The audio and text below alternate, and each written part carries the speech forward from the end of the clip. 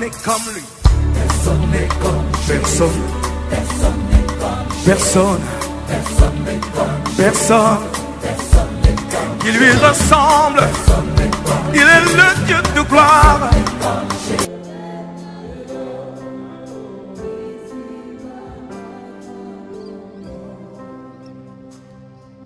Seigneur, nous bénissons ton nom et te disons merci. Merci pour ta grâce, Père. Béni sois-tu, Dieu. Reçois la gloire, ô Père. Que ta présence, ô Seigneur, se manifeste. Parle, Seigneur, nous voulons t'écouter. Contrôle et conduis toutes choses, ô Dieu. Béni sois-tu en toutes choses. Reçois la gloire dans le nom de Jésus. Ce Jésus qui est le roi, ce Jésus qui reviendra, que nous voulons acclamer.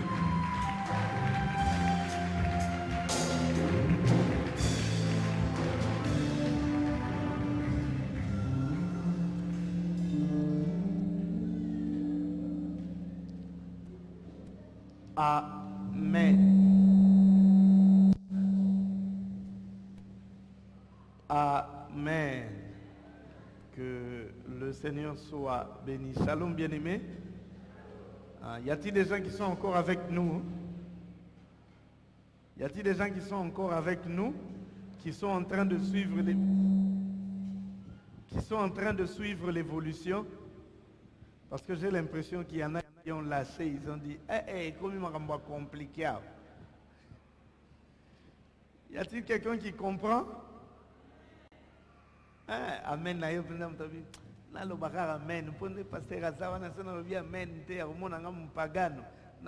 Amen.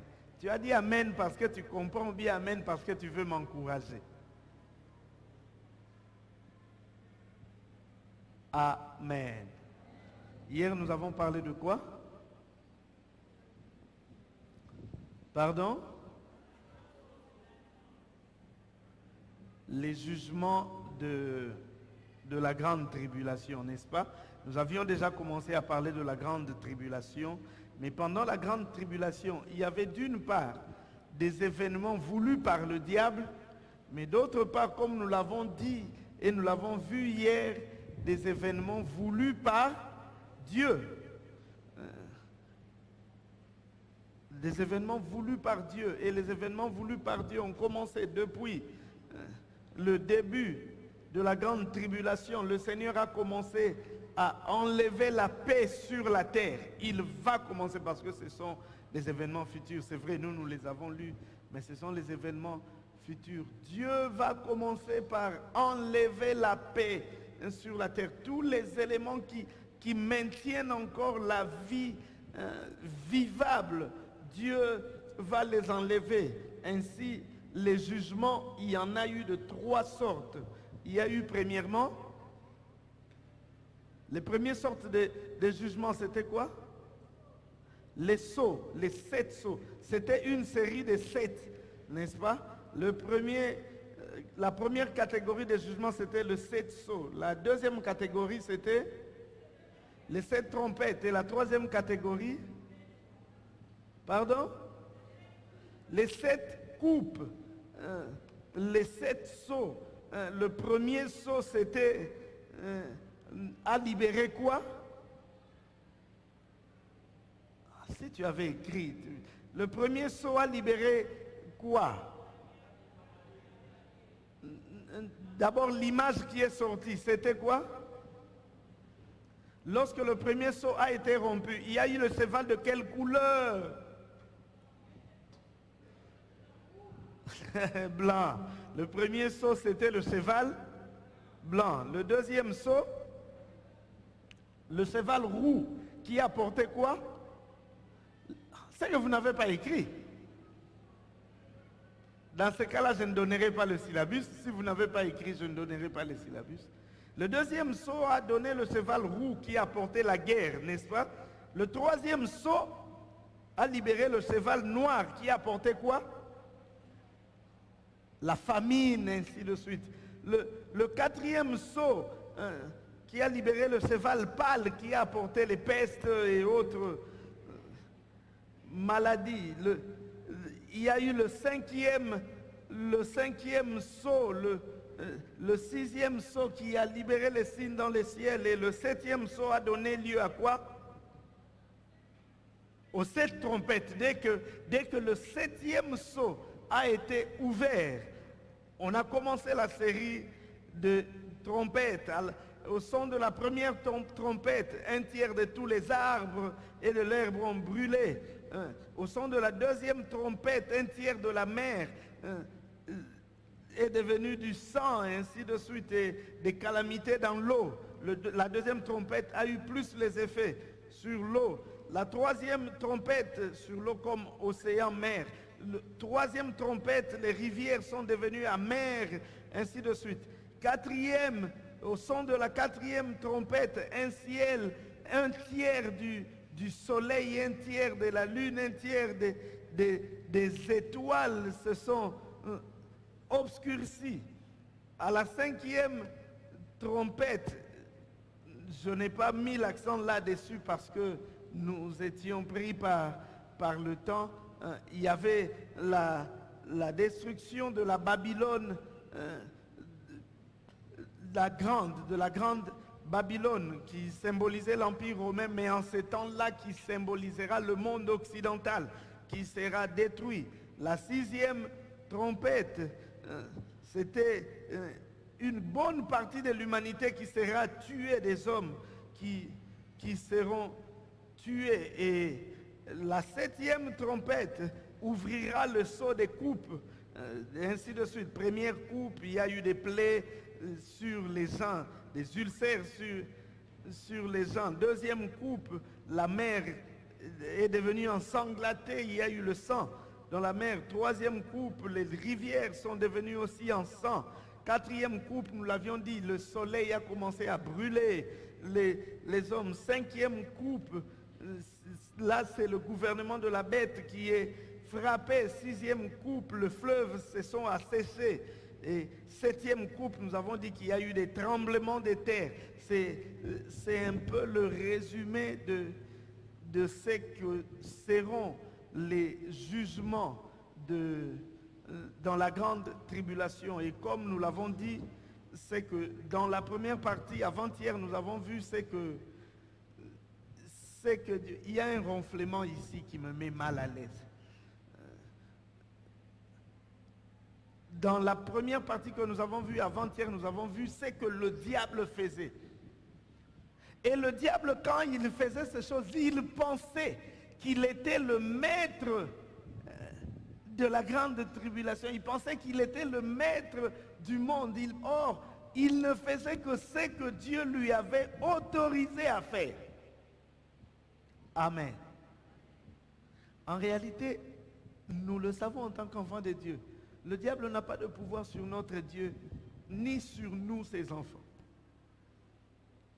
Tout ce qu'il peut faire, c'est ce que Dieu lui permet de faire. Regardez l'histoire de Job. Alors que Dieu se vantait de Job, le diable dit à Dieu que non, mais s'il t'adore comme ça, c'est parce que tu lui as comblé de tous les biens et tu as bâti une muraille autour de lui. Ose seulement lui enlever ces choses, tu verras comment il va te régner. Et la Bible dit que Dieu a autorisé au diable de toucher à ce qui appartient à Job, sauf qu'il ne lui a pas permis de toucher à sa vie, n'est-ce pas? Tout ce que le diable fait, c'est ce que Dieu lui permet de faire. En dehors de cela, il ne peut rien. Tout ce que l'ennemi peut faire, c'est ce que ton Dieu à toi lui permet de faire sur toi. Il pensait qu'il était le maître, qu'il dirigeait. Mais en réalité, c'était voulu par Dieu. Et lorsque le Seigneur a commencé à libérer les jugements, petit à petit, les forces des ténèbres perdaient du terrain. Les forces des ténèbres perdaient du terrain jusqu'à ce qu'ils soient complètement défaits. C'est ce que nous verrons aujourd'hui. Parce qu'aujourd'hui, nous parlerons des 2 points. Je vais m'efforcer à parler. Nous devons parler du retour de Christ sur la terre parce que nous l'avons dit, lors de l'enlèvement, Christ ne viendra pas sur la terre. Il sera dans les airs, n'est-ce pas? J'ai l'impression que vous comprendre. C'est pas ce qu'on s'était dit. Que Jésus, quand il reviendra, premièrement, quand nous serons enlevés, il ne descendra pas sur terre. Il s'arrêtera dans les airs. Et nous allons le rejoindre là. Et c'est là où nous passerons le millénium. Je reviens à notre tableau principal.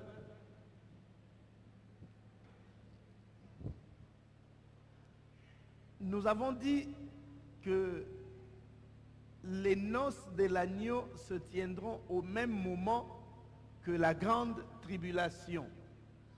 Tableau 1, non, tableau 2 s'il vous plaît. Les noces de l'agneau se tiendront au même moment que la grande tribulation. Et la durée des noces de l'agneau est la même que la durée de la grande tribulation, c'est-à-dire combien d'années? 7 ans. En termes prophétiques, c'est combien de temps?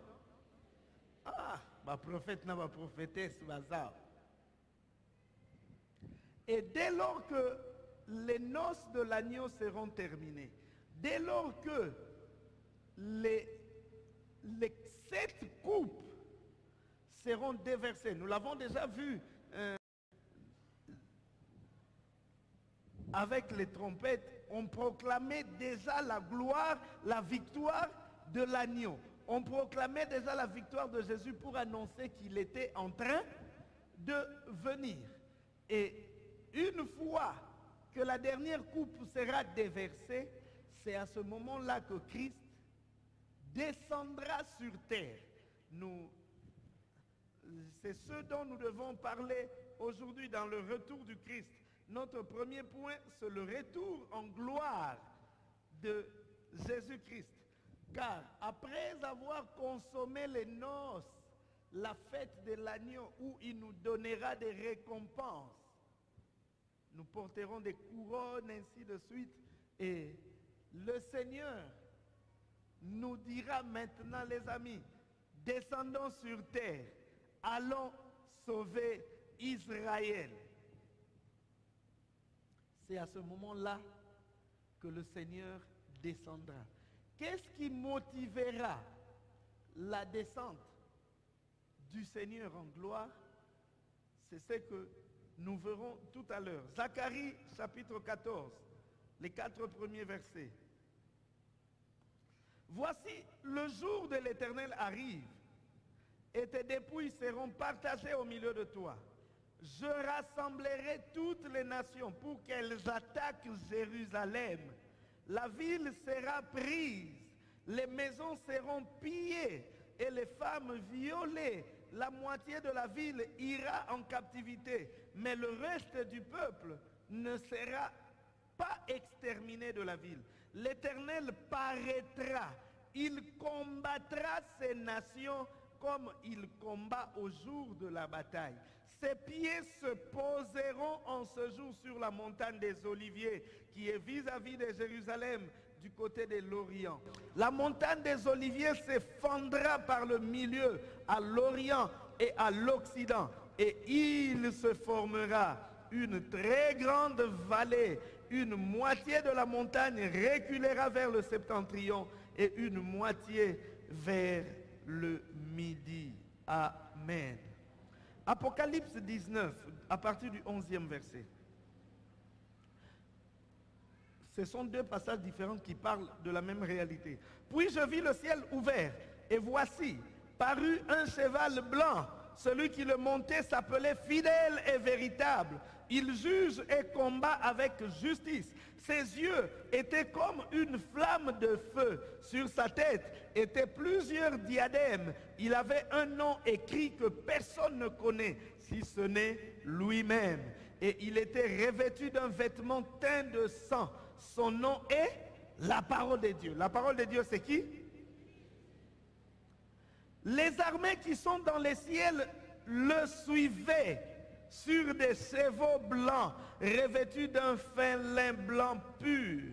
De sa bouche sortait une épée aiguë pour frapper les nations. Il les pètera avec une verge de fer et foulera la cuve de vin de l'ardente colère du Dieu Tout-Puissant. Il avait sur son vêtement et sur sa cuisse un nom écrit, Roi des rois et Seigneur des seigneurs. Et je vis un ange qui se tenait dans le soleil. Il cria d'une voix forte, disant à tous les oiseaux qui volaient par le milieu du ciel, venez, rassemblez-vous pour le grand festin de Dieu, afin de manger la chair des rois, la chair des chefs militaires, la chair des puissants, la chair des chevaux et de ceux qui les montent, la chair de tous, libres, esclaves, petits et grands. Amen. Pendant que les jugements de Dieu s'abattront sur la terre, pendant que les jugements de Dieu s'abattront sur la terre, la colère du diable augmentera de plus en plus. Et souvenez-vous que je vous ai dit que la bête qui venait de la mer, donc l'antéchrist, sera en ce moment-là très populaire sur toute l'étendue de la terre, excepté en Israël. Ainsi comme il sera comme en guerre contre Israël, il va rassembler toutes ses armées, tous les grands, tous les chefs de ce monde. Il va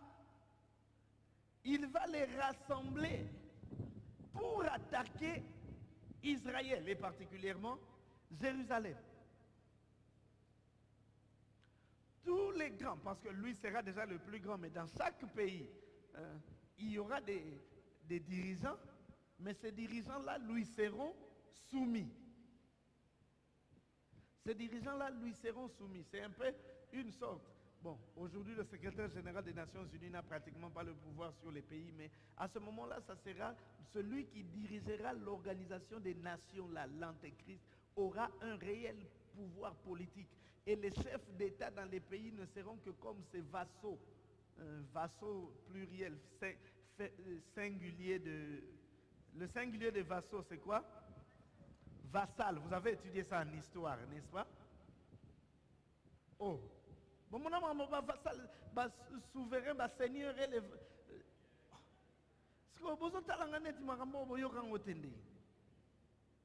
Vous êtes trop concentrés. Non, ne soyez pas trop concentrés, soyez décontractés. Regarde ton voisin, dis-lui, sois décontracté. Sinon, tu vas te perdre.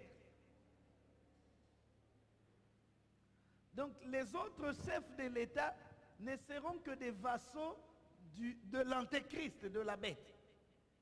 Et lorsque la bête va donner le signal, toutes les armées vont se coaliser pour aller attaquer Jérusalem.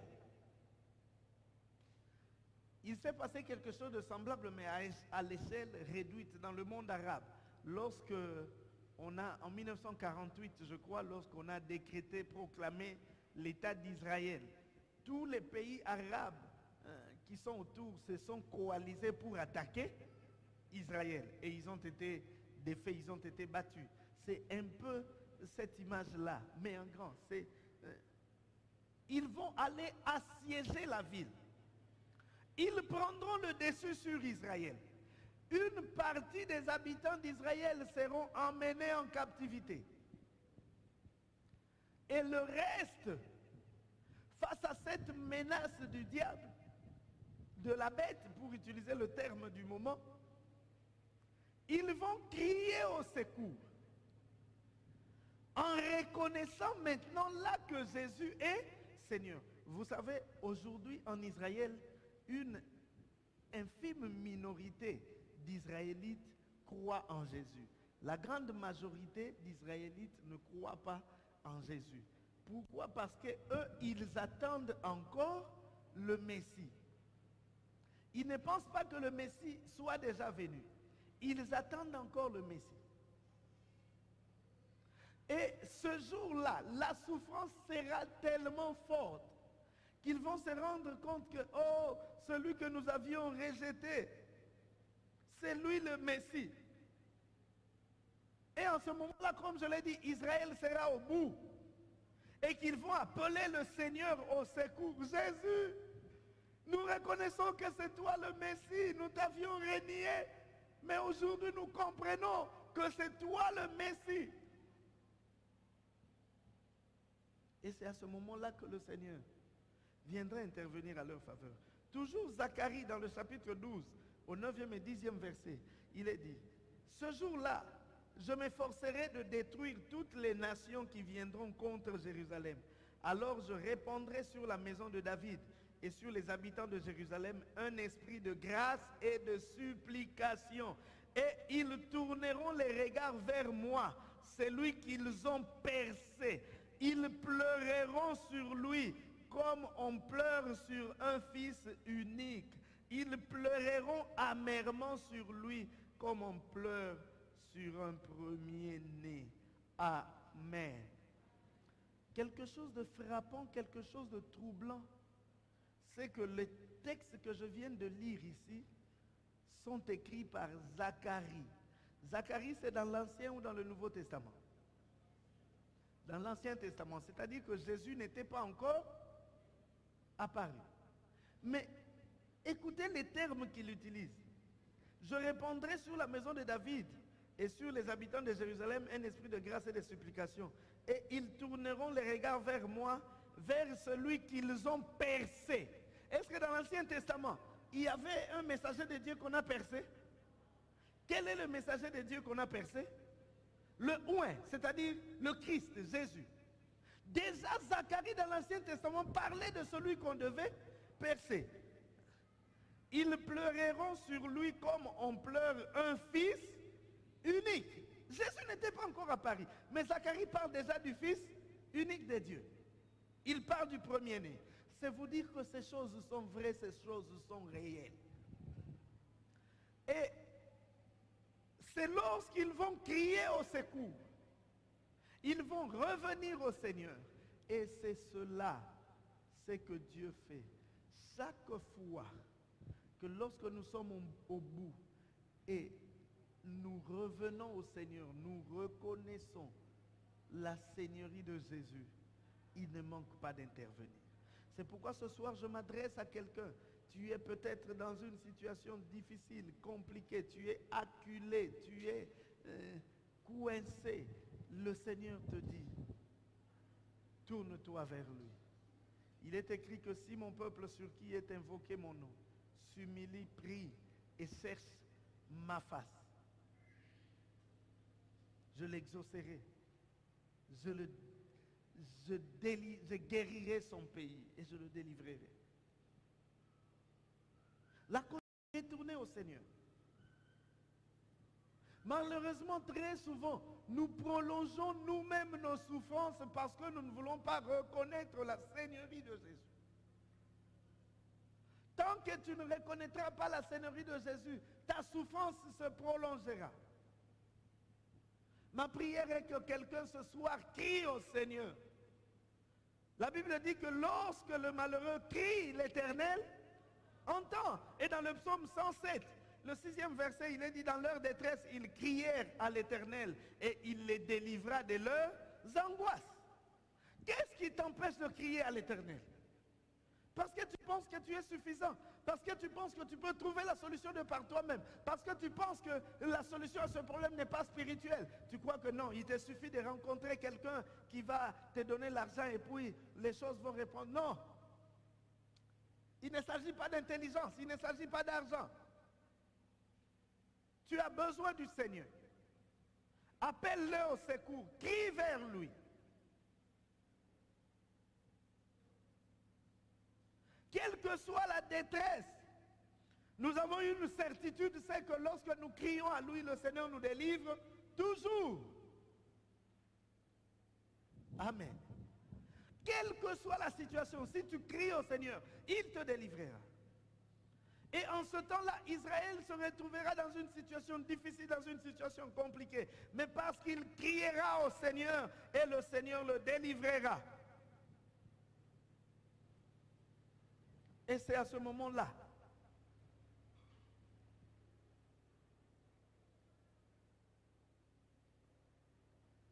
que le Seigneur se décidera de descendre.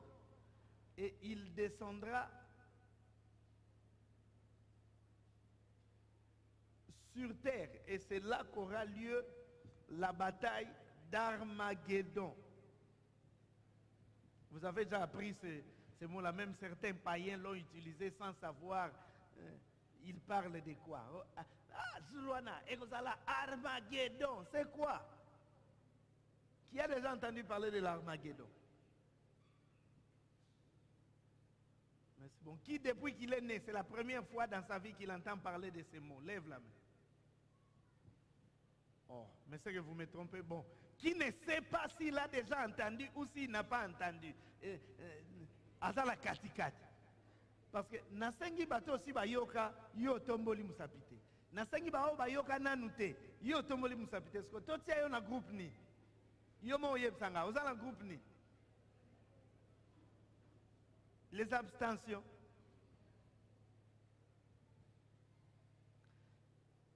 Nous trouvons la mention du nom ou du mot Armageddon dans Apocalypse 16. C'est pratiquement la seule mention de ce mot-là. L'Apocalypse 16 dit, ils les rassembleront dans le lieu appelé en hébreu Armageddon.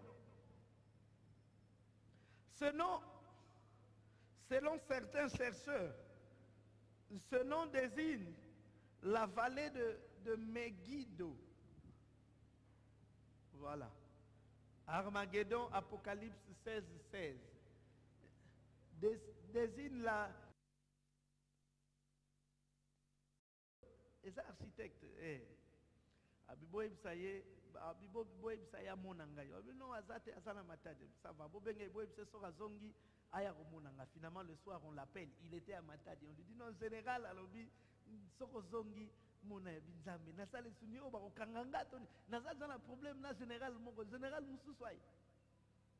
Et quand il rentre à Kinshasa, il va voir ce général-là. Il lui pose la question, Leki, Lupangwana Ezayo. Mais la monde bozana matata na batu mususabi, oui, mon général les andengona. Leki, Kende, Tonga. Yebsa batu kuna soy mutayeko tungi sabango, bayapana. Depuis ce jour-là, dans toute la concession, Sangwe Kenda ki wana Lupango à général. Et puis, pasteur, Nzamba Kabelinga grand frère à général.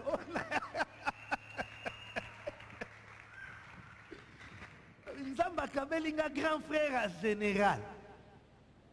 Et jusqu'à ce qu'il a construit, il est entré, plus personne ne l'a dérangé.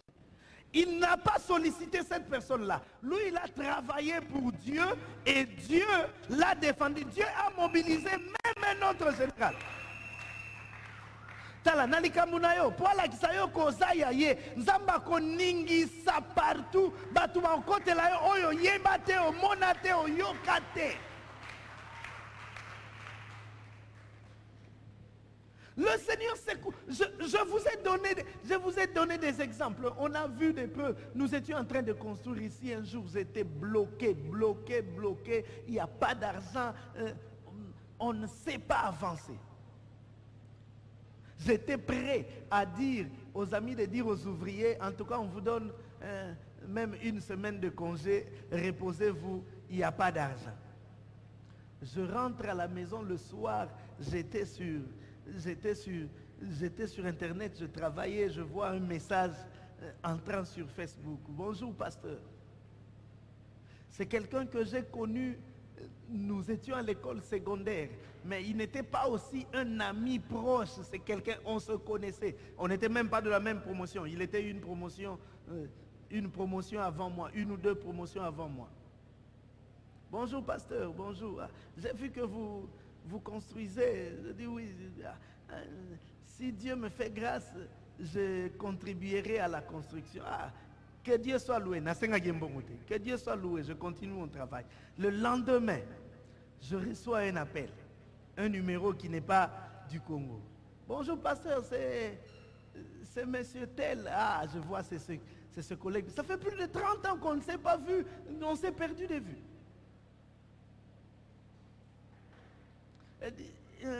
Tu es à Kinshasa ou à Matadi? Je suis à Matadi.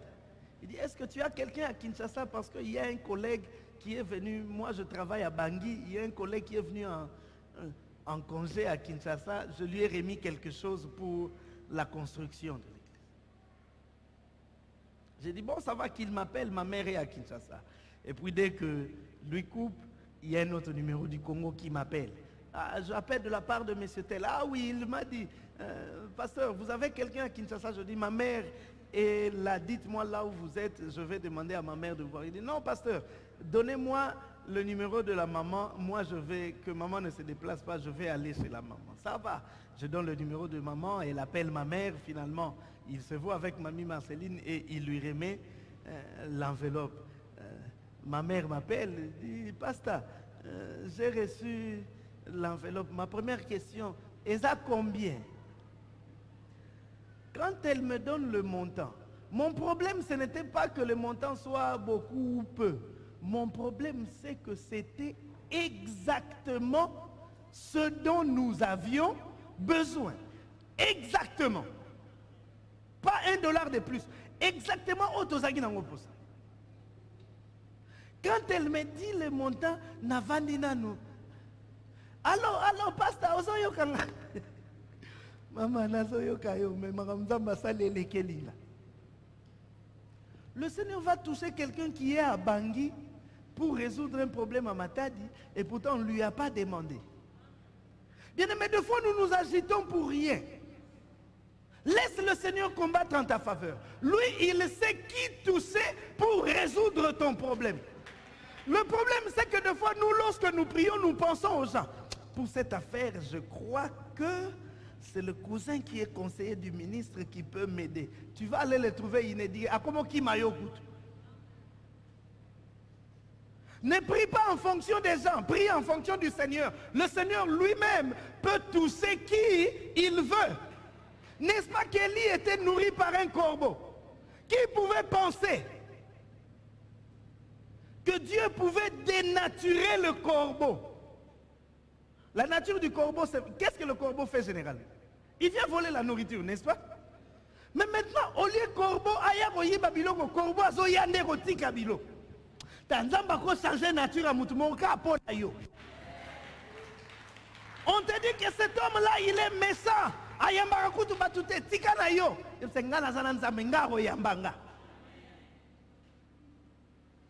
Et ce jour-là, tous les gens du cabinet vont se dire, oh, mais ayambi on dégeni généralement zakasoki ozaki na audience te on kota tendeli yo à côté ici. Parce que nous avons touché. Ma prière est que cette nuit, le Seigneur touche toutes les forces possibles pour décanter ta situation au nom de Jésus. Pour que ta situation soit décantée. Que Dieu secoue toutes ses armées. Que Dieu secoue toutes ses armées. C'est comme cela que toutes les forces de l'Antéchrist, toutes les troupes de l'Antéchrist seront détruites par Jésus et par son armée. Apocalypse 9. À partir du 13e verset, il est dit, le 6e ange sonna de la trompette. J'entendis une voix venant des 4 cornes de l'autel d'or qui est devant Dieu. Et disant au 6e ange qui avait la trompette, délie les 4 anges qui sont liés sur le grand fleuve de l'Euphrate. Et les 4 anges qui étaient prêts pour l'heure, le jour, le mois et l'année furent déliés afin qu'ils tuassent le tiers des hommes. Le nombre de cavaliers de l'armée était de 2 myriades des myriades. J'entendis leur nombre. Amen. Le Seigneur remporte la victoire. Pourquoi? Parce que comme nous l'avons dit hier, à Golgotha, il y a 2000 ans, il avait déjà remporté la bataille. Amen. Et c'est au bout de cette bataille d'Armageddon, une fois défait, nous avons dit que le sort de la Trinité du diable est composée de qui? Du dragon, de la bête qui vient de la mer, donc l'antéchrist, et du faux prophète. Voilà maintenant leur sort. Le dragon, Tatanabaru, il est lié pour 1000 ans. Le faux prophète et la bête, l'antéchrist, ils sont jetés dans les temps de feu. Apocalypse 20. Je vis descendre du ciel un ange qui avait la clé de l'abîme et une grande chaîne dans sa main. Il saisit le dragon, le serpent ancien. Qui est qui? Le diable et Satan. Et le lia pour 1000 ans. Il le jeta dans l'abîme, ferma et scella l'entrée au-dessus de lui, afin qu'il ne séduisît plus les nations, jusqu'à ce que les 1000 ans fussent accomplis. Après cela, il faut qu'il soit délié pour un peu de temps. C'est donc à la suite de cette bataille d'Armageddon. Pourquoi je suis déjà au millénium? Bon. C'est à la suite de cette bataille d'Armageddon que je cherche. Voilà. Il y a le tableau sur l'état, le millénium et l'état éternel. Je ne sais plus c'est quel numéro. Regardez seulement là-bas. Millénium et état éternel. Il y a le retour de Christ en gloire. Il y a la bataille d'Armageddon. Et à l'issue de cette bataille d'Armageddon, nous l'avons vu, Satan lié pour 1000 ans. Pendant que l'antéchrist et le faux prophète sont jetés dans les temps de feu. Les 1000 ans durant lesquels Satan est lié inaugurent aussi le règne de 1000 ans de Christ qu'on appelle le millénium ou le règne millénaire. Nous en parlerons tout à l'heure. Mais nous voulons d'abord dans notre troisième point parler du reste fidèle. Parce que dans la grande tribulation, il y aura des gens qui seront sauvés. Les premiers, ceux principalement qui doivent être sauvés de la grande tribulation, ce sont qui? Israël, n'est-ce pas? Israël sera sauvé, mais aussi il y aura quelques... bon, moi j'ai toujours honte de les appeler chrétiens, mais bon, appelons-les quand même chrétiens.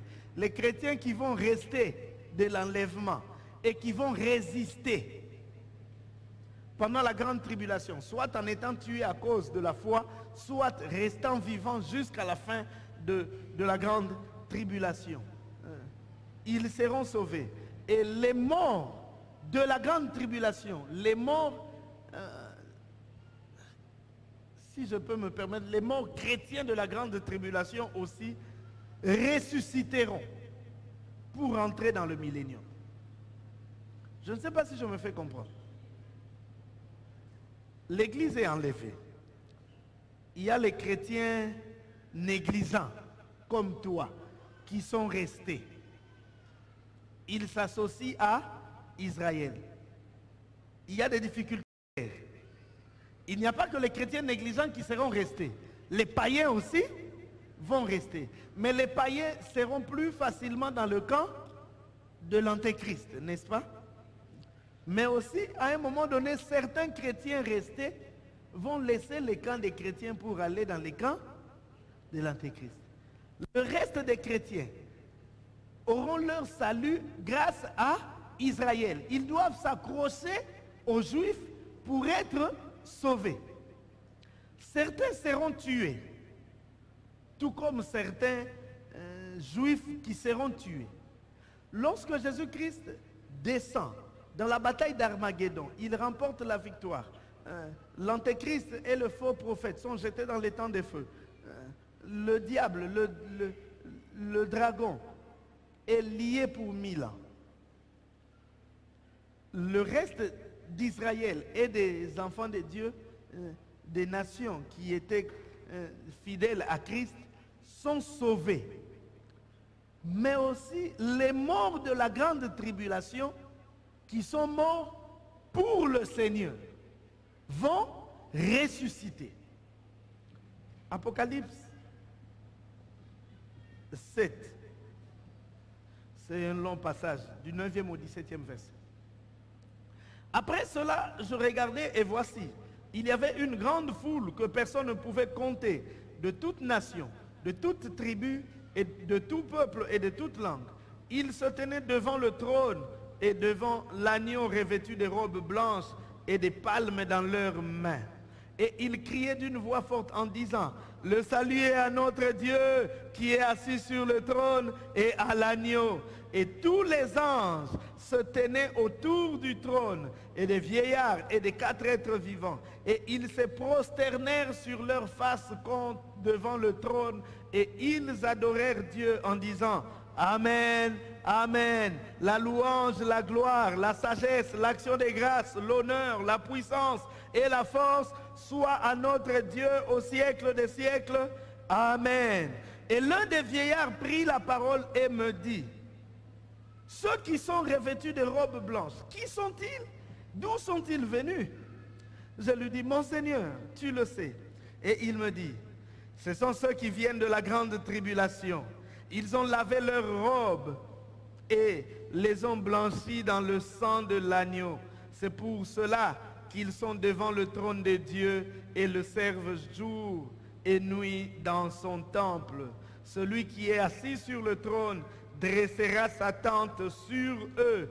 Ils n'auront plus faim, ils n'auront plus soif, et le soleil ne les frappera point, ni aucune chaleur. Car l'agneau qui est au milieu du trône les paîtra et les conduira aux sources des eaux de la vie, et Dieu essuiera toutes larmes de leurs yeux. Amen. Israël et le reste des enfants de Dieu qui auront gardé la foi malgré les temps difficiles seront consolés par le Seigneur. En ce moment-là, nous, Église, nous aurons déjà été dans la consolation parce que le Seigneur n'aura pas permis que nous subissions toutes ces choses. Le Seigneur n'aura pas permis que nous subissions toutes ces choses. Et là, nous déduisons une chose, c'est que le Seigneur sait consoler. Amen. Le Seigneur sait consoler. Il essuiera tes larmes. Même si pour l'instant,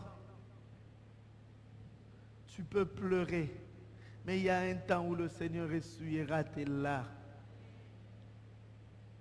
Les combats peuvent faire rage, mais les combats, le Seigneur les a permis pour que tu puisses remporter la victoire.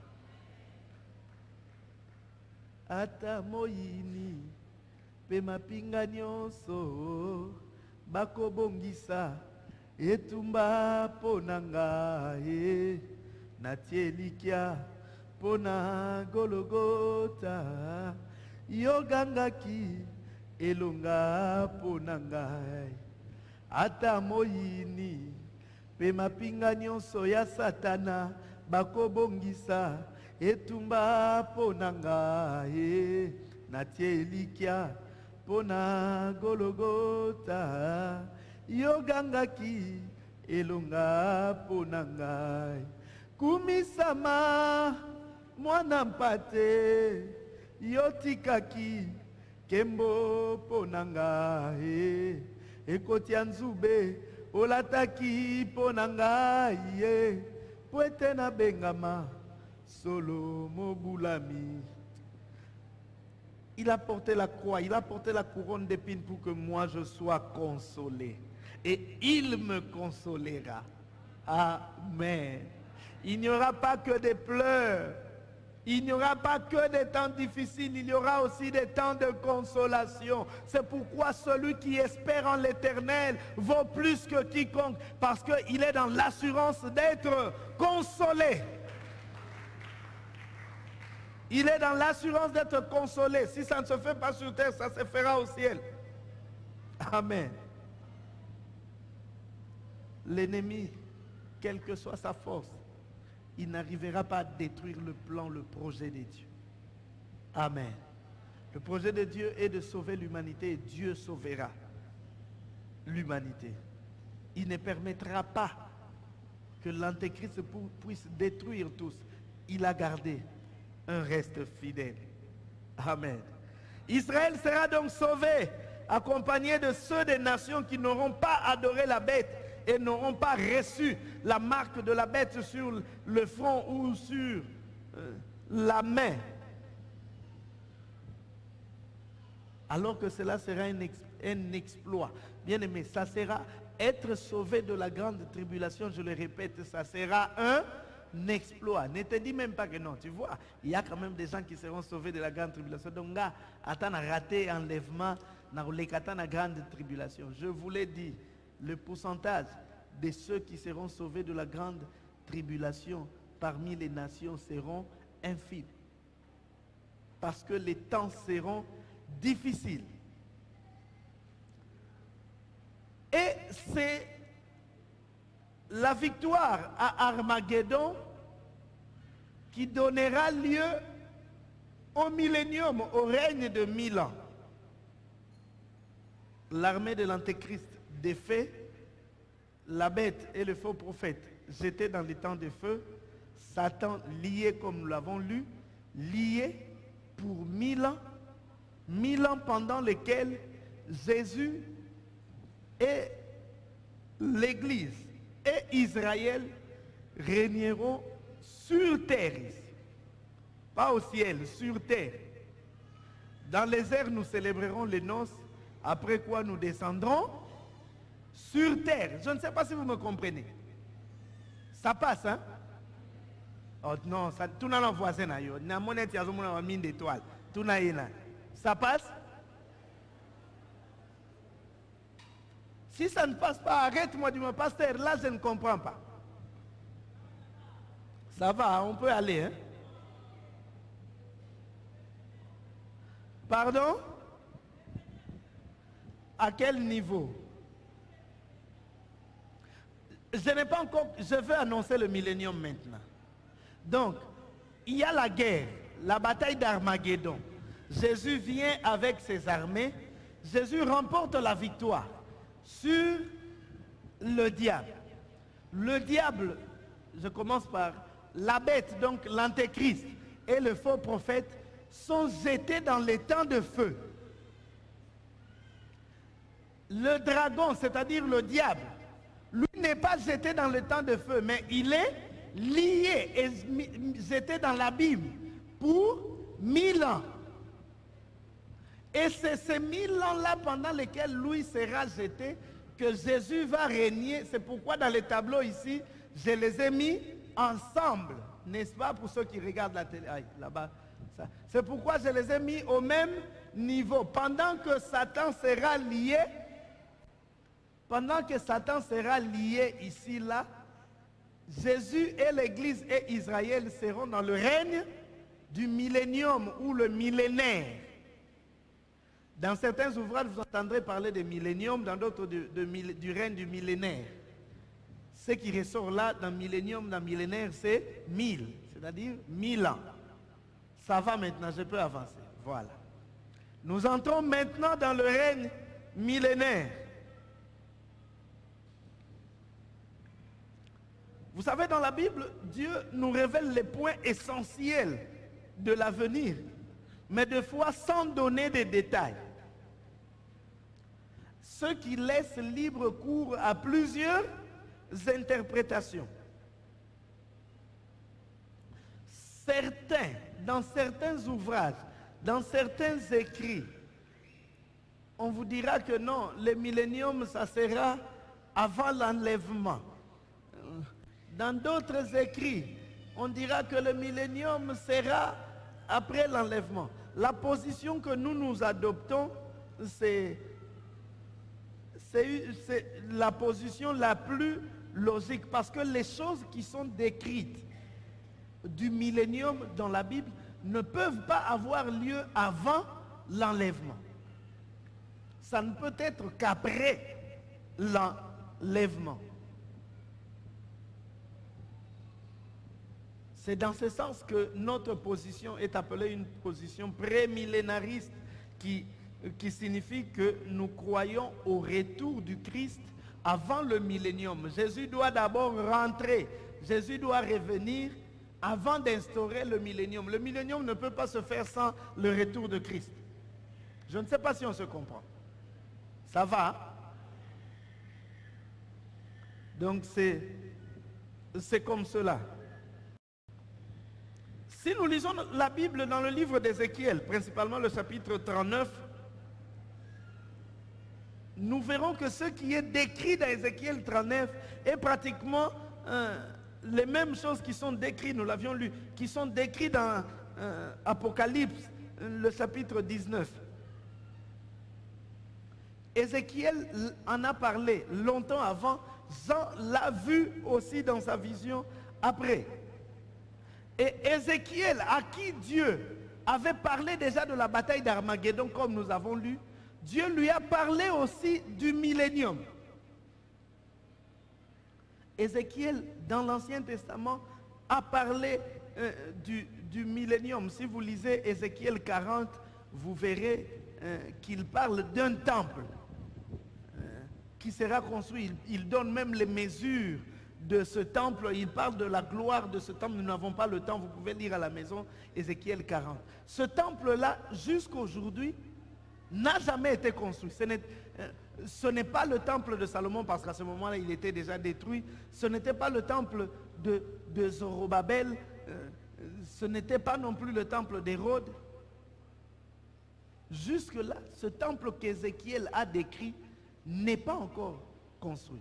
Et on a compris que c'était ce temple qui sera érigé, que Dieu lui-même va construire pendant le règne du millénaire, pendant le millénium.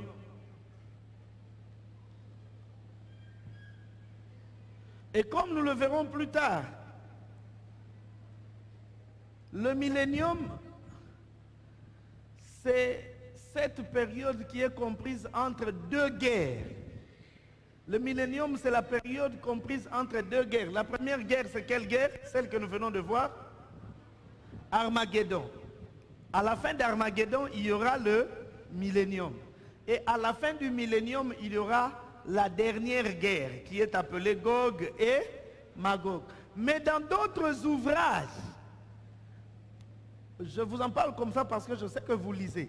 Tu vas lire un livre, on dit, oh, mais comment le pasteur nous a parlé seulement d'une guerre de Gog et Magog? Ici, je vois Gog et Magog 1 et Gog et Magog 2. C'est que certains auteurs qualifient de Gog et Magog 1, c'est la bataille d'Armageddon. En réalité, ce n'est pas Gog et Magog. La Bible parle d'Armageddon. Et c'est la deuxième bataille qui est Gog et Magog. Mais si tu vois qu'on a écrit Gog et Magog 1 et Gog et Magog 2, comprends que Gog et Magog 1, c'est Armageddon, et Gog et Magog 2, c'est Gog et Magog. Amen. Le déroulement du règne de Christ sur la terre. J'ai bien dit ici que le millénium sera le règne que Christ va instaurer, non pas au ciel, mais sur la terre. Amen. Mais sur la terre. Nous lisons Apocalypse 19 et puis nous descendrons jusqu'au chapitre 20, les 3 premiers versets. Et je vis un ange qui se tenait dans le soleil et il cria d'une voix forte, disant à tous les oiseaux qui volaient par le milieu du ciel, venez, rassemblez-vous pour le grand festin de Dieu, afin de manger la chair des rois, la chair des chefs militaires, la chair des puissants, la chair des chevaux et ceux qui les montent, la chair de tous, libres et esclaves, petits et grands. Et je vis la bête et les rois de la terre et leurs armées rassemblées pour faire la guerre à celui qui était assis sur le cheval et à son armée. Et la bête fut prise, avec elle le faux prophète qui avait fait devant elle des prodiges par lesquels il avait séduit ceux qui avaient pris la marque de la bête et adoré son image. Ils furent tous deux jetés dans les temps de feu. Qui furent jetés dans les temps de feu? La bête et le faux. Vous le voyez dans le verset 20, n'est-ce pas? On avance. Et les autres furent tués par l'épée qui sortait de la bouche de celui qui était assis sur le cheval. Qui était assis sur le cheval? Le roi des rois et seigneur des seigneurs. Et tous les oiseaux se rassasièrent de leur chair. Chapitre 20, verset 1. Puis je vis descendre du ciel un ange qui avait la clé de l'abîme, j'en ai parlé hier, qui avait la clé de l'abîme et une grande chaîne dans sa main. Il saisit le dragon, le serpent ancien, qui est le diable et Satan, et le lia pour 1000 ans. Il le jeta dans l'abîme, ferma et scella l'entrée au-dessus de lui, afin qu'il ne séduisît plus les nations jusqu'à ce que les 1000 ans fussent accomplis. Après cela, il faut qu'il soit délié pour un peu de temps. Et si nous continuons, à partir du verset 4, chapitre 20, il est dit, « Et je vis des trônes, et à ceux qui s'y assirent furent donnés le pouvoir de juger.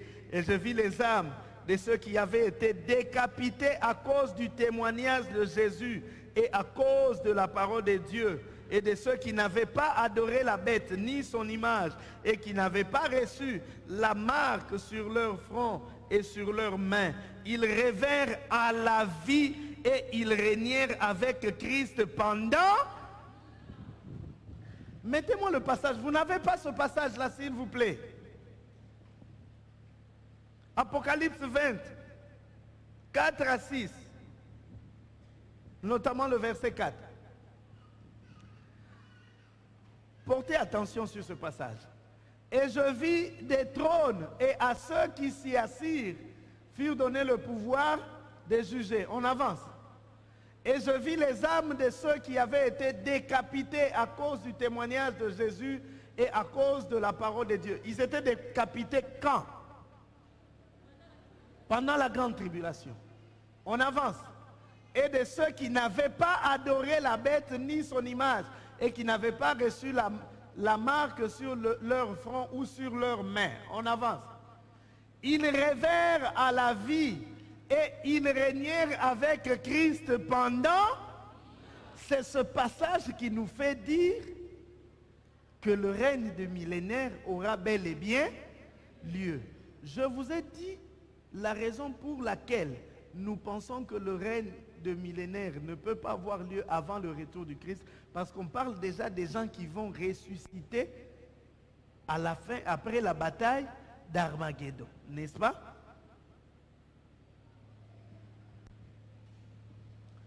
Heureux et saints ceux qui ont part à la première résurrection. La seconde mort n'a point de pouvoir sur eux, mais ils seront sacrificateurs de Dieu et de Christ, et ils régneront avec lui pendant 1000 ans. Là-dessus, il y a des choses inconnues. C'est pourquoi je vous avais dit dès le dimanche qu'il y a des choses que Dieu n'a pas dites. Tout ce que nous pouvons faire, c'est spéculer, c'est supposer. C'est lorsque, peut-être que nous serons déjà dans les noces de l'agneau, qu'on va poser des questions au Seigneur. On va lui dire, mais tu as dit que nous allons régner pendant 1000 ans. Mais et nous qui sommes enlevés, et ceux qui vont passer par la grande tribulation, nous allons tous régner de la même manière. Certains auteurs pensent que non. Certains auteurs pensent que non. Ceux qui auront reçu des couronnes, ce sont eux qui recevront les gouvernements des villes pendant le millénium. C'est pourquoi c'est toujours avantageux d'assister à l'enlèvement. biso tozaba chef bamiso bakozaba ngaba azale na millénium maza mungaba.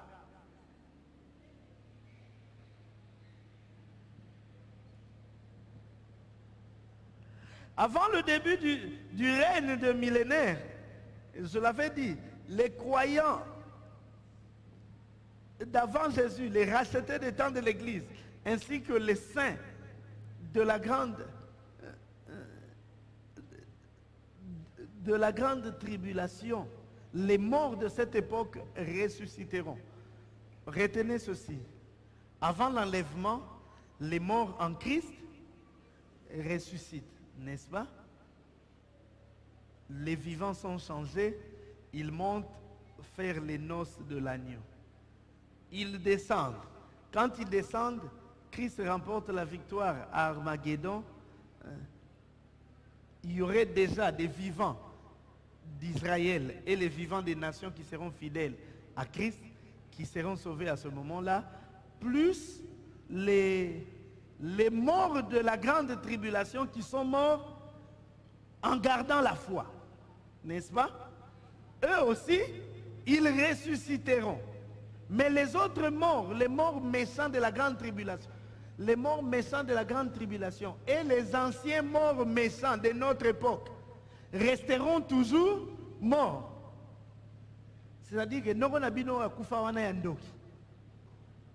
Tant biso toza enlevé ya olamukate azaka anase tant tozonga touti noces de l'agneau tozongi ba mort ya grande tribulation ba lamuki ya olamukaka ate.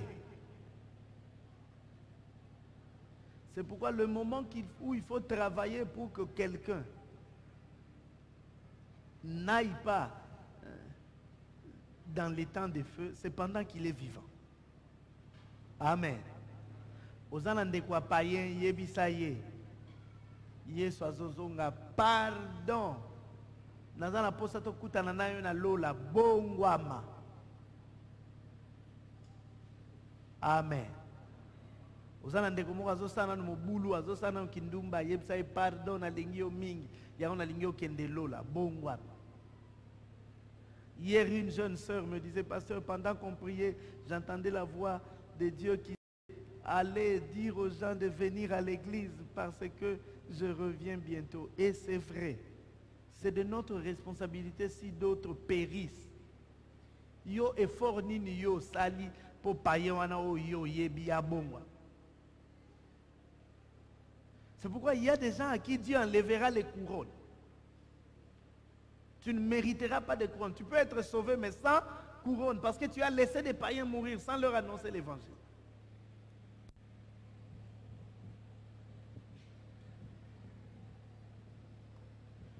Nous lirons 1 Corinthiens 15, après je cours derrière le temps. La Bible décrit les conditions de la vie durant le millénium comme un environnement physique et spirituel parfait. Il est dit que ça sera des temps de paix. Vous pouvez lire Michée 4, 2 à 4. Nous n'avons pas le temps de lire tous ces passages. Michée 4, 2 à 4 ou Ésaïe 32, 17, 18. Ce sera des temps de joie. Ésaïe 61, 7 et 10. De temps de confort. Ésaïe 41 à 2. Un temps où il n'y aura pas de pauvreté. Amos 9, 13, 15. Un temps où il n'y aura pas de maladie. Joël 2, 28, 29. C'est un peu la description. Nous parlerons tout à l'heure des caractéristiques de ce règne. La Bible nous dit aussi que seuls les croyants entreront dans le royaume, dans le règne du millénaire. Il n'y aura pas de païens dans le millénium. Tous ceux qui seront dans le millénium seront des chrétiens, des croyants. Parce que, je parle des chrétiens parce qu'on l'a dit qu'Israël se convertira, n'est-ce pas? C'est pourquoi tous ceux qui seront là seront de chrétiens. Et parce que tous seront chrétiens, ça sera un temps de justice, d'obéissance. Là aussi, il y a des passages. Achetez les syllabus, vous verrez ces passages-là. Des temps de sainteté, de vérité. le temps où Jésus-Christ régnera comme roi, avec David bien sûr comme régent. Mais aussi la Bible dit qu'il y aura des nobles et des gouverneurs qui régneront. C'est-à-dire que tous, c'est pourquoi j'ai dit tantôt que tous nous ne serons pas au même niveau. En tout cas, nous avons gouverneur. Nous avons gouverneur. Nous avons en Californie, ceux qui ont il faut na konza. Donc, abiki neti mutabimi na incendie yekaka mweba pese gouvernement ezate batandeko nande ba rebelle na millénium. Oh, vous savez qu'à la fin du millénium il y aura des gens qui vont se rebeller. Sûrement parce que on dirait ni biso tous soient l'autre côté. On en parlera tout à l'heure. Jérusalem sera le centre politique du monde. Là, vous lisez dans Zacharie 8, 3. Les caractéristiques du règne du millénium. Première caractéristique, c'est qu'en ce moment-là, Satan est lié et il est empêché de séduire les nations. Vous lisez Apocalypse 21 à 3. Donc, ça sera un monde sans tentation. Parce que celui qui tente est lié. Un monde sans tentation où il n'y aura pas la manifestation de la puissance du diable. Osana démon ko benganate, osana eloka ko liete, on a délogé nini, on délogé nan. Kuna adoration ka. C'est pourquoi il faut apprendre déjà à adorer. Les saints, nous l'avons dit, les saints de tous les temps régneront avec Christ, donc vivront pendant ce règne avec Christ. Il y a plusieurs passages là, je ne saurais pas donner. Troisième caractéristique, c'est qu'il y aura la paix qui va régner sur la terre. Il y a aussi des passages. Quatrième caractéristique, la justice sera établie sur la terre. Parce que Christ lui-même régnera, il régnera avec justice. Cinquième caractéristique, Israël sera un témoignage pour toutes les nations. C'est pourquoi j'ai dit tantôt que ceux qui peuvent dire que Dieu a rejeté, Dieu a abandonné Israël, ils se trompent. Dieu n'a pas abandonné Israël. Israël sera au centre et il sera un témoignage pour les nations. Septième caractéristique, septième. Voilà, j'ai des bons étudiants. Sixième caractéristique, c'est la nature affranchie de la nature sera affranchie de la malédiction. Botutu ezate, koloka ezate, on pasteur naye au bon de la ponanga pour malédiction malédiction ezate, ça sera un monde sans malédiction parce que Satan sera lié. Septième, c'est que la terre sera remplie de la connaissance de Dieu. Et c'est pendant ce règne de millénium que Dieu va bâtir le temple dont j'ai parlé, le temple du millénium. Mais il y aura une chose qui se passera.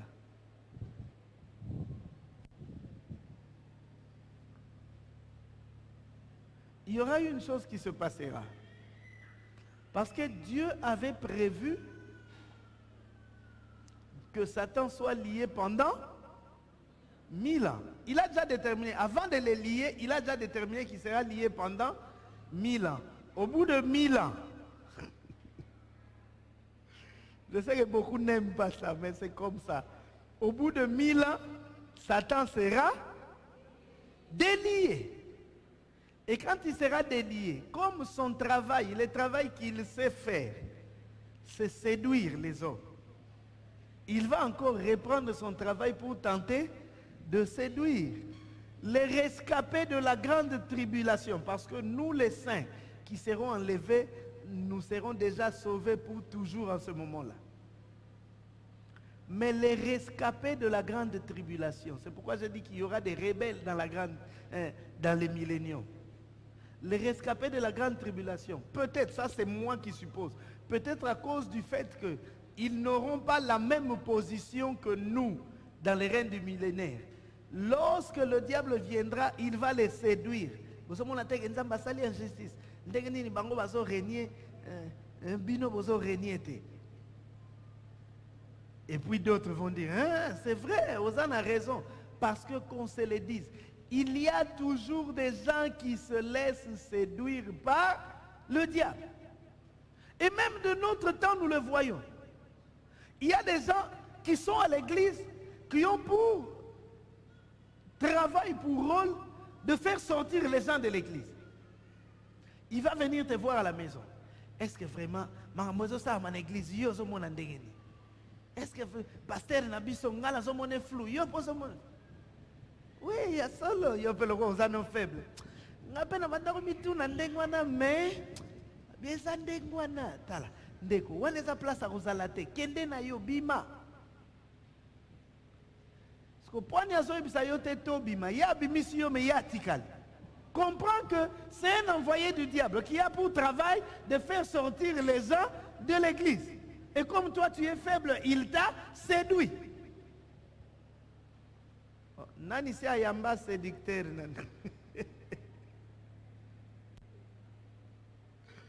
Ils sont là à tout moment, ils parlent du mal de l'église, ils vous parlent du mal du pasteur pour te décourager. Ta vie de prière s'affaiblit et puis après un temps, tu venais au culte chaque semaine, tu commences à espacer et puis ta foi s'est affaiblie. Ne recevez pas des gens comme ça, ne leur prêtez pas oreille. Pasteur, abandako lo banana tika ki alo bawe azolo beso kota wezo bima nana epsio bimaki. Toute parole qu'on te donne est une sémence. La sémence ne germe pas le même jour où elle a été plantée. Yo kanisi ke bimi e bimi te etikali bazolo na mai bazobwaka mai bazobwaka mai. Un jour, il y aura un problème qui se passera et puis toi tu dis ah, c'est qu'on m'avait dit ce jour-là, c'est ça, na longwe. Peut-être que c'est le lieu de la bénédiction que Dieu avait réservé pour toi. Vous voyez comment l'ennemi vous distrait? Est-ce que quelqu'un peut dire je veux m'attacher au Seigneur? Je ne quitterai pas mon poste, je resterai là. Peu importe ce qu'on te dira. On te dira qu'il n'y a pas d'onction à l'église. On te dira qu'il y a ceci. L'église tu iras dans toute église. Tant que tu es sur terre ici, tu ne trouveras pas une église parfaite. Ce qui est défaut là-bas et qui est qualité, c'est l'autre. Mais ce qui est qualité là-bas est défaut de l'autre côté. Reste là où tu es. Est-ce que quelqu'un me comprend? Ne te laisse pas séduire par le dragon. Dès que tu entends quelqu'un venir chez toi, commencer à te parler en mal de l'église, commencer à te parler en mal du pasteur, yemsa oza dragon, sukawana. Et au besoin yemsa ye. Maramusko zo yemsa nga oyo. Toko kena yo pa pasteur, olo belanga ngona miso a pasteur. N'est-ce pas? Parce que si tu viens me parler des choses de l'église, tu viens de me parler des défauts du pasteur ou de la femme du pasteur ou des responsables de département. Alors c'est le pasteur, comme ça ce que tu me dis là, yemsangango na mis soit pasteur. Utujazo makamlazo yebisa yoko yebisa mutute ndoki. Likamba bien, il faut to yebisa batu. Maman, makambozo lo bawana, et ça bien. Mais toi qui n'es pas pasteur au Lobango, n'a mis soit pasteur. Sora boy comme sous zwanga kaka bendanga pembe naye. Maman, c'est que lobana makambozo wana lobaki ke te maman be lobango na noa. Ne laissez pas les gens vous séduire. Ce sont des envoyés du diable qui vous détournent de la voie de Dieu. Le travail pour lequel Dieu nous a envoyés, c'est vous amener au ciel. Mais s'il y a quelqu'un qui vient pour vous décourager, il veut vous détourner de la voie du ciel. C'est donc là, à la fin du millénium, à la fin du millénium, le diable qui est délié sort pour séduire. J'ai déjà parlé du règne du millénaire. Le diable sort pour séduire les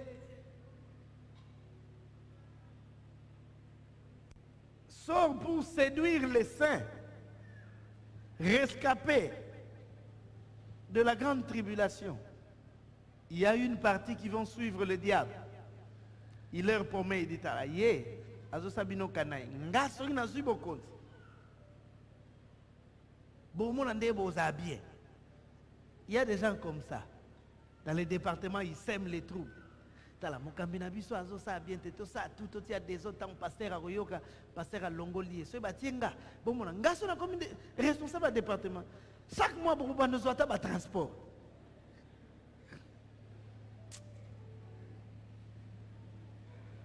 Quand tu entends quelqu'un venir dénigrer ton responsable devant toi, il n'est pas de Dieu. S'il a des choses à reprocher à ton responsable, qu'il aille, c'est le responsable qui lui parle. Yagoyeb Sanga, pasteur, yoza motema mabe. Ozo kamba biente. Je préfère que tu viennes me dire ça en face, que tu partes dire chez les gens pour les décourager. Là, tu deviens pas mon ennemi, tu deviens l'ennemi de l'œuvre de Dieu, par conséquent l'ennemi de Dieu. Mécana. La bataille de Gog et Magog.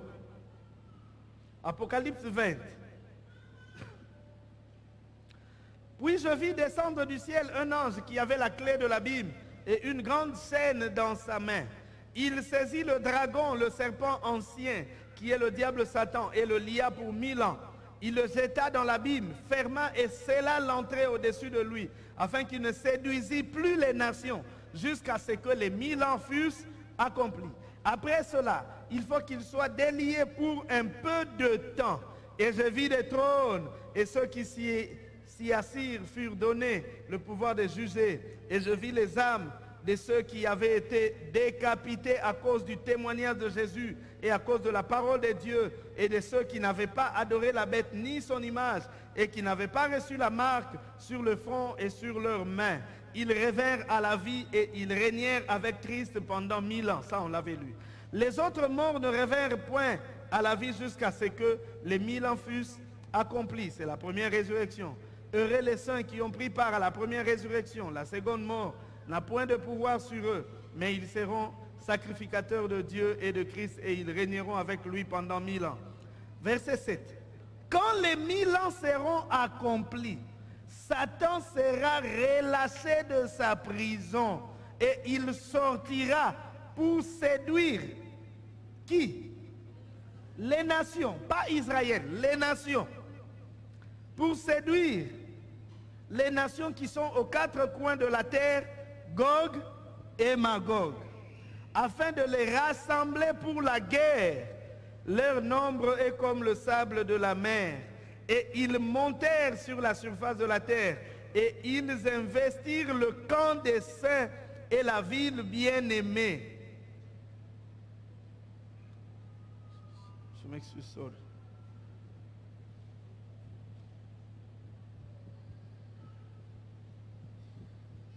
Ils montèrent à la surface de la terre et ils investirent le camp des saints et la ville bien-aimée.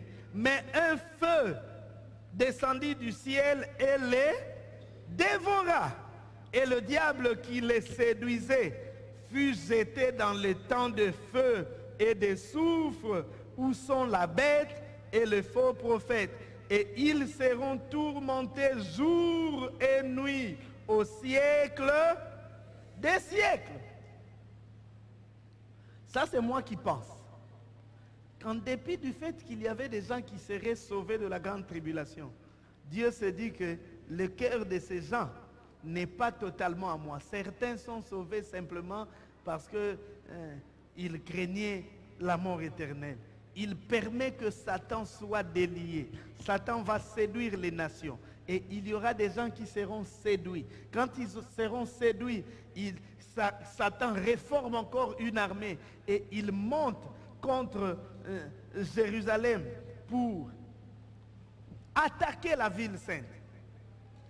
Et c'est à ce moment-là, cette bataille-là ne durera même pas longtemps. Le feu va descendre pour consumer tous ces gens-là. Et puis, Satan lui-même est jeté dans les temps de feu où il y avait déjà qui? Le faux prophète et la bête, ou l'antéchrist. Donc la bataille de Gog et Magog opposera les armées de tous ceux qui ont été séduits par Satan contre l'armée de Jésus, regroupée dans les camps des saints. Et c'est comme cela que le feu va les consumer. Il fallait donc que Satan soit délié. Quelqu'un un jour m'a posé la question. Je donnais cet enseignement quelque part. Il dit, mais pourquoi Nzambe Pelso, pourquoi il a libéré encore Satan? Parce qu'il y a des gens, il faut que le feu apparaisse pour que leur foi soit éprouvée. Pour que leur foi soit éprouvée. Il y a des gens qui sont chrétiens parce que peut-être il a un travail, parce qu'il a un mariage, parce qu'il y a des enfants. Moi, souffrance, il y a tout comme aussi, il y a d'autres qui sont chrétiens parce que la situation ne va pas bien, ils cherchent Dieu, ils prient. Dès qu'il a le travail, bon, Lukaya, et ils sont nombreux parmi nous. Il y a mon ami Yebinga, ça me sera payé 10 000 $. C'est fini, église dans Oya et Souté.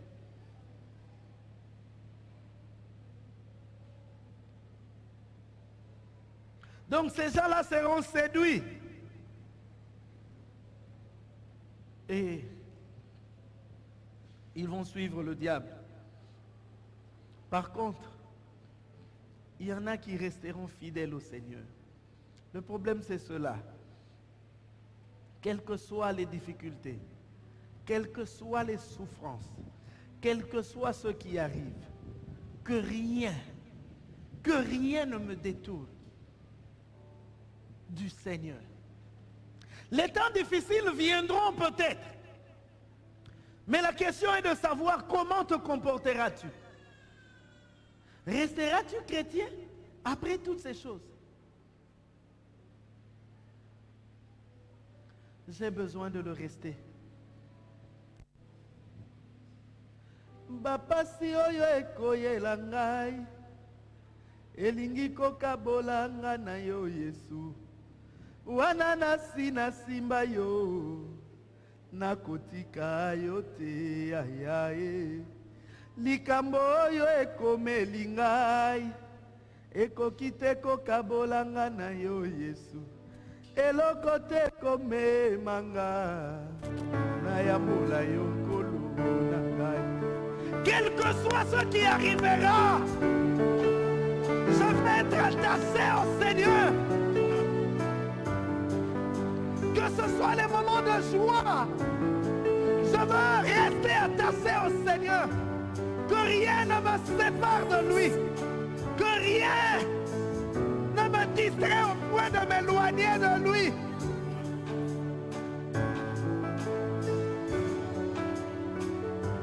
Bapasi oyo ekoyela ngai elingi kokabola nga na yo Yesu wana nasi nasimba yo nakotika yo te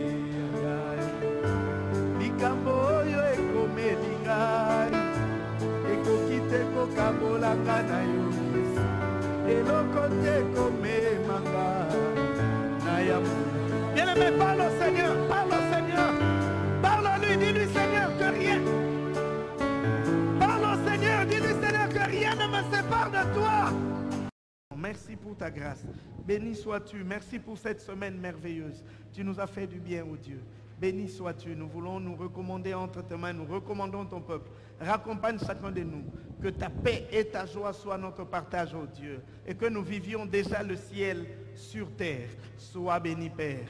Au nom de Jésus. nous disons Amen. Que le Seigneur vous bénisse, rentrez en paix et que la joie du Seigneur soit votre partage. N'est comme lui. Personne n'est comme Jésus. Personne. Personne n'est comme Personne. Personne n'est comme Personne. Personne n'est comme Qui lui ressemble. Personne n'est comme Il est le Dieu de gloire. Élevé.